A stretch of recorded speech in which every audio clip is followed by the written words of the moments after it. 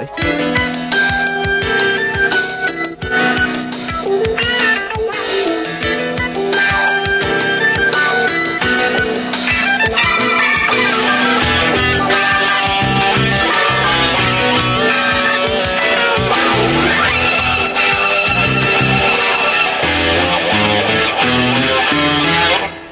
it Bill Bailey?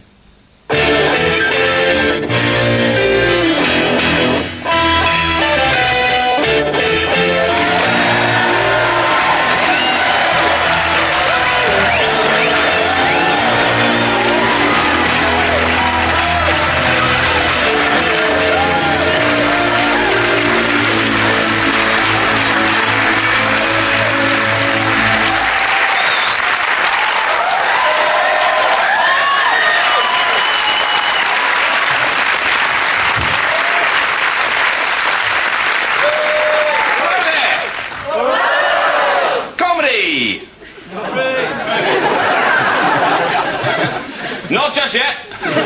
Coming at you, flying at you, bang, like a stick, thrown by an angry chimp in a primitive attempt to use weapons. That's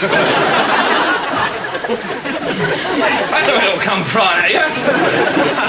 Any second now, comedy, boom, like that. Not just yet. Any minute now, bang. Joke, that's what you want, isn't it? That's always a good start. 3 blokes go into a pub. Something happened, the outcome was hilarious.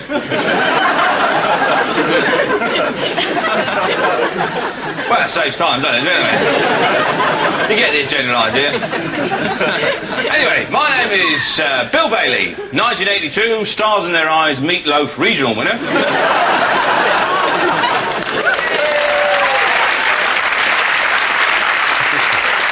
But obviously it's gone downhill a bit since then. I've been described as many things. I've been called a bit of a hippie. I can understand that, you know, long hair, beard, loose, ill-fitting clothing, and a relaxed attitude to personal hygiene. But I'm not into giving my material possessions away. Oh no, I love stuff. Right? I am a hippie materialist. Yeah? I like stuff, but I'm a little bit hazy about where it is at the moment. Right? But I do think we should try and look at alternative sources of power. Oh yeah. I mean, what are we going to do when the oil runs out? Huh? We don't know. Perhaps now is the time to harness the goodwill of dogs. All that wagging, it's going to waste, isn't it?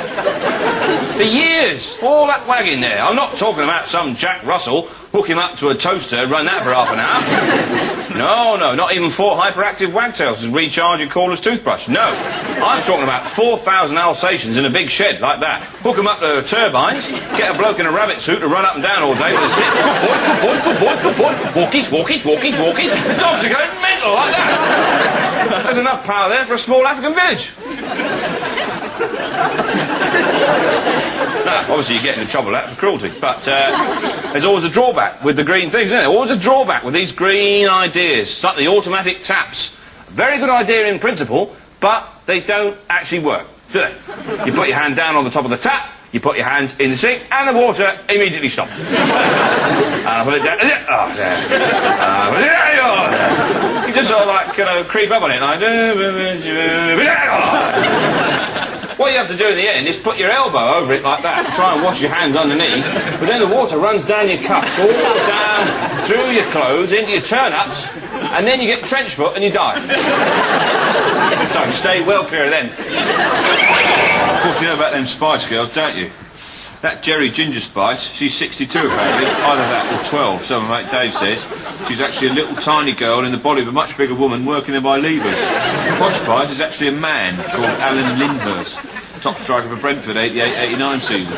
That Baby Spice, she was a velociraptor in Jurassic Park, one of them in the background in the bunches, it's her. Sporty Spice is actually 8'2", but in all the photos she crouches right down. And that Scary Spice, apparently she's not. Apparently she's really nice. Mel B, Mel C, you know what they call that, don't you? They're clones. Yeah, Mel A, no, she was too good. She went to All Saints. Down the pub, you should know. I tell you what, I don't trust that recycled toilet paper either. Oh no. Hey, the whole notion of it. A bit dodgy, isn't it? A little bit scratchy.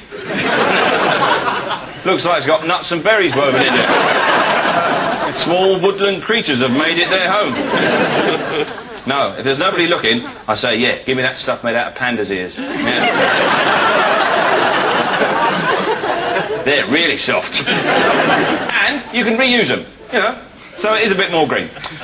What I do, I smuggle them out under a Linda McCartney tofu burger. So, I am a comfort-based environmentalist, all right? I admit. The best way to describe myself, though, is I am a confectionery-based existentialist. All right? We are all in a constant state of anxiety brought about by our necessary freedom of choice. There's manifold possibilities, there's the finiteness of existence, and, of course, the knowledge that it might all end in nothingness. And all of this preys upon my mind when I go and buy biscuits. Well, there's so many of them, isn't there? And the supermarket might not be there tomorrow. I might not get the biscuit I want. I walk down the biscuit aisle, or the tunnel of love, as I call it. Oh, penguins, Oh, yo-yos. Haven't seen them for a bit. Gypsy creams, where are they? Oh, don't make them anymore. Can't call them that, can you? Got to call them my itinerant traveller cream, you know?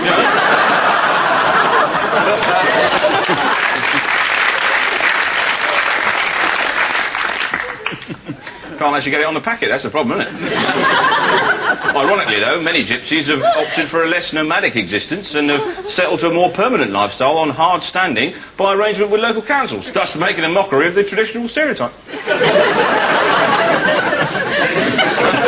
Oh, Garibaldi's, I like them. Fig rolls, turnips, caramel logs, My idea of hell is a supermarket aisle stretching off to infinity, and I have to run for an eternity to try and find my preferred biscuit of choice. And I get there and there's a little gap saying, temporarily out of stock. This is not hell, merely purgatory. And real hell comes when I get to the checkout and I turn up there and I say, here's my shopping, and they say, no, 9 items or less. So I say, all right, I'll just have the biscuits. And they say, no, there's more than 9 biscuits in the packet. So I rip the packet out, I'll just have 1 biscuit. And they say, no, there's more than 9 atoms in the biscuit. So I get a particle accelerator and grind it right down. And they say, no, there's more than 9 subatomic particles within that proton. So I get a big mallet and mash it right down to macro fluff. Then all these pixies come in and steal it and run off going, really, like that.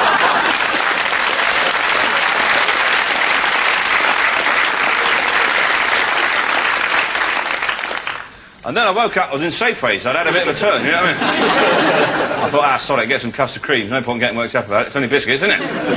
I tell you what, though, why is it you could always spot an airport baggage handler in the supermarket?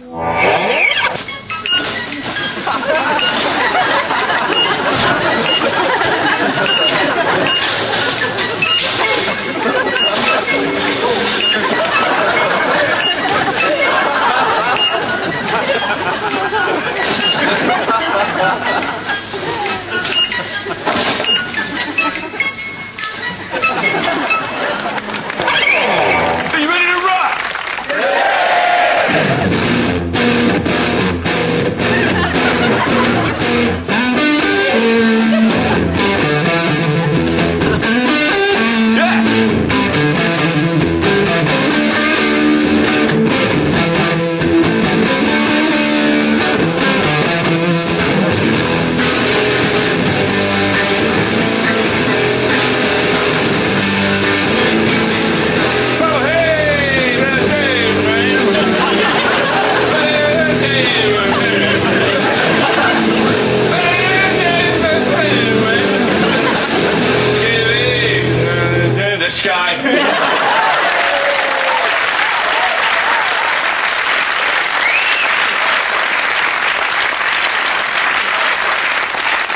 Yeah, I can rock. I just don't know the words, that's all. Toughest job I ever had, selling doors door to door. Oh. That's a tough job. Bing bong, good afternoon, come into unit. Oh shit, you got one, haven't you? See this, look at that. Brilliant, isn't it? I'll tell you why, because somebody's had to check that.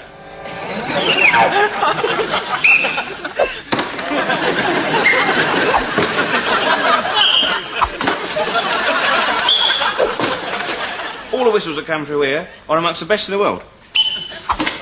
If they don't reach a shrillness level of 8.4, you can forget it, mate. You're going to primary school sports day. You're out of here. Goodbye. You see, I have got the most important job in football. See this whistle here? This one? Let's go to the Premiership, top of the range. Whereas this one, strictly Beta Homes League. Not very loud, but then neither of the crowds. See, the thing is, if I allow a substandard whistle to go through, it all comes back to me, doesn't it? Say it's an important game, European Cup, 2-2, away goes count double. It's on a knife edge. Man goes in the box, he's brought down, the ref blows up. Crowd don't hear it. There's an inquiry. The ref gets lynched after the game, and it all comes back to me, and I will always have to live with the fact that I caused that man's death. Yeah, that's all right. Daddy it is. Just as I thought. One man and his dog. One man and his dog. I mean, why do you watch that? You know they're going to get him in the pen, don't you? Every time. Oh, round the tree, round the tree. Oh, in the pen. Oh, round the hedge. He's got round the hedge. Oh, in the pen. Every time. I'd like to see Amateur Night. That'd be good, wouldn't it? Those are crap shepherds.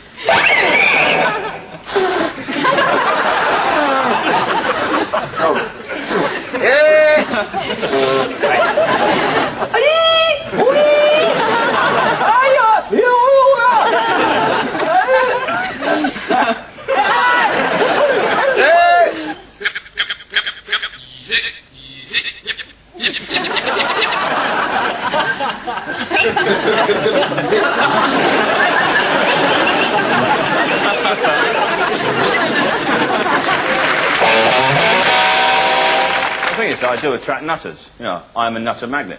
I came out the flat the other day, some bloke came up to me and he said, "Hey, Simcoe!" What? And I said, "Come!" Oh, dear. That's amazing, isn't it? What a coincidence. Simcoe! Oh, well, you know, better be getting along, you know, because I wasn't actually wearing a coat, you know. But you got humour, haven't you? You know? Because it might turn on you. I can understand, I can you know, appreciate sort of how they feel there, because I get treated like that sometimes, you know, a bit of a nutter. I was in a video shop the other day, trying to rent a video. Very tricky business. I said, there you go, I've got my ID. He said, yes, OK, we want something for, you know, check your ID. And I said, yeah, here we go. I've got their passport, credit card, driving licence. And they said, no, have you got, like, a gas bill? I said, good one. No, passport, credit card, drive birth certificate, Dixon store card. And they said, no, we really do want a gas bill. I said, well, hold on a sec. No, look. Passport, get you into loads of countries all around the world. All right? Yeah. Credit card, buy loads of stuff all around the world, and you want to know how much gas I've used the last 3 months. Well, they're gas-powered now, these videos, are they? I said, imagine this, 4:30 in the morning, Turkish border. Passport? No, gas bill. There you go. Look, it's got my address on and everything. I think you'll find it's all in order. No, I'll tell you though, I'll give you a classic example of nutters, right? You see these people all the time, on the TV. These people are, of course, eyewitnesses. Right? Now, there seems to be some law which suggests that if there's anything worth seeing, the only people to see it won't actually be able to string a sentence together. All right? Yeah. A fireball crashes into the Siberian rainforest. The only person to see it is Nigel, who happens to be March 1983 Watford Gap Services Employee of the Month. It went... and then it was like... like that. You see, either it's too little information, or they try and tell you a little bit too much, you know? They tell you about the minutiae of their daily lives, because hopefully they think that'll make it even more exciting. You know? Clive Pocock, you were the only person to see the UFO. Can you describe exactly what happened? Yes, I can. It was 5:20 to 5. I was in the lounge. I was eating a potato waffle. And normally that'd be 4:15. It was a little bit later because there was a lot of traffic in the village. Brian Camp was in town, sponsoring a new wall. And about 8 minutes later, I moved through to the kitchen area and began to prepare a pot noodle snack for my wife Beryl. Chicken and mushroom, was it? Beef and mushroom? Don't be daft, woman. You're allergic. And then at that moment, my half-brother Eric appeared, and he shouted out, "Clive!" like that, because he's got a loud voice. And I looked down, and I could see him. Because, of course, we've had it all knocked through. You know, we've had the new dado rail put in. It's very lovely. And I said, "Eric, what are you doing here? You're meant to be picking up Barry and Reenie and taking them to the Wurzels at Newton Abbot Community Centre." And he said, "Oh, no, the Wurzels have been cancelled. Apparently the van broke down. They've had to fill in with an emergency papier-mâché workshop." And we can't take Reenie, because, of course, she's got an irrational fear of papier-mâché, which is true. Ever since she went to Wookie Hole Paper Factory, got one of her breasts caught in a pulping room. And then he said, "Oh, by the way, there's a bloody great UFO out in your garden." So we ran out there, you know, but, yeah, gone.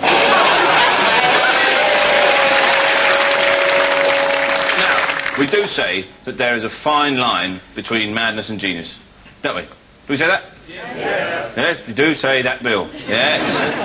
But the thing is, there is a fine line. I know, because Jeanette Winterson, you know, acclaimed novelist, she writes a novel called "Oranges Are Not the Only Fruit," hailed as a genius. Bloody up, isn't it?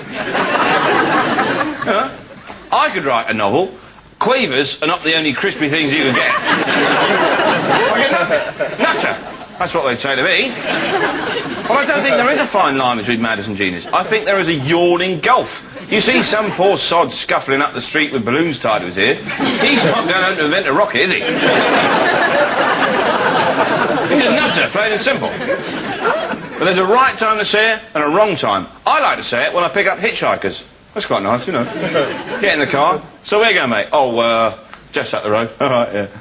There's a fine line between madness and genius." Just let me out here, mate. That'd be fine. See, sometimes that can be very useful. How you going there? My name's Brian Logan, from Australia. Thanks for stopping there, mate. Most of you Brits are miserable bastards. I've been travelling around the UK. Lived on a roundabout for a couple of months. Pretty good. Caught a couple of voles. Take the head off, couple of pounds of butter up the guts, chuck them on the fire. Beautiful. Now, when you're stoked, you've got to be careful. There's a bit of venom behind the head. You've got to suck that out. Take the head off, 4 pounds of butter up the guts. Beautiful. Rip the spine out. You can make a CD rack out of it. Sell it at a craft fair. I'm going to do that. Save up. Get myself a few quid. Get myself a gun. Yeah. Bring down something a bit bigger. Is this a Pommy car? Oh, there's the horn. Look, that'll scare the mice off the road. What was stopping, mate? Out. Miserable Pommy bastard!